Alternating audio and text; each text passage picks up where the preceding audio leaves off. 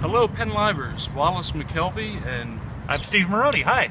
we just sat through, another 8-hour plus day at the Montgomery County Courthouse here in Norristown for Kathleen Kane's criminal trial. It was a pretty interesting day, though. It started with opening arguments, and there were fireworks right away, I'd say. It's sort of laying the foundation for what's going to be a pretty exciting trial, I think. Yeah, the judge, Wendy Demchik-Alloy, doesn't put up with any nonsense from anybody. And what was interesting is you had a good interplay of different personalities in terms of the prosecutors and the defense side.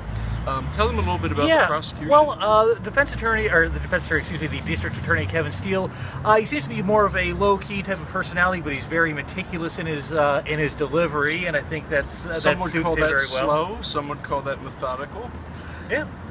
I think it works for him. Yeah, and his colleague, Michelle Henry, who actually delivered the opening argument, seemed very kind of prepared for that, for the presentation. She was very concise and delivered a specific narrative that this is all a case of revenge, that Kathleen Kane basically set out to give the what for to her enemies.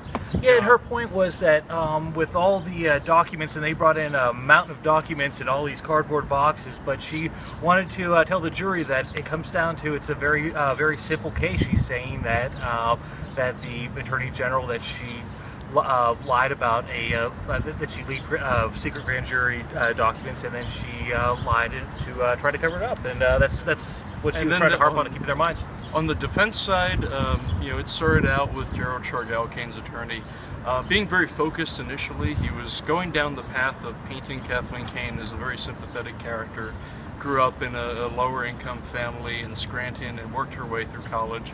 And then he veered off into the selective and vindictive prosecution angle. It seemed like he was heading toward the direction of saying that she was railroaded by the old boys network, and the judge immediately cut him off. They went back into the chamber. We don't know exactly what was said, but when he came out, he seemed visibly rattled to me. Changed his tactic a bit and didn't seem quite as confident in his delivery. Then, of course, later in the day, we had testimony from the lead investigator for the Montgomery County DA's office, who went through a lot of very technical detail. Yeah, now a lot of this was just, I think it was the prosecution laying the foundation for the rest of the case. They're showing how the investigation got started. They were entering all the documents into evidence, the emails, the memos, the secret oaths. So this is, it may have been it's a lot of throat clearing. Yeah, exactly. And it may have been kind of dry at times, but it's sort of setting that necessary stage before they can launch into the exciting stuff, which I was out of the courtroom for the next part, but you said there was a bit of a bombshell there. Probably the interesting thing to kind of end the evening with was Bruce Beamer, Kathleen Kane's former first deputy, now the Inspector General, was the last witness called today. He ended midway through testimony, and he'll pick up again tomorrow, but the big takeaway for him, he went into detail about from his perspective inside the office. He said that when he saw the article with the leaked material in the Philadelphia Daily News, it was obvious that the leak had come from inside the office. So check back with us. We're going to be still here in Norristown tomorrow, still covering all of the events for you.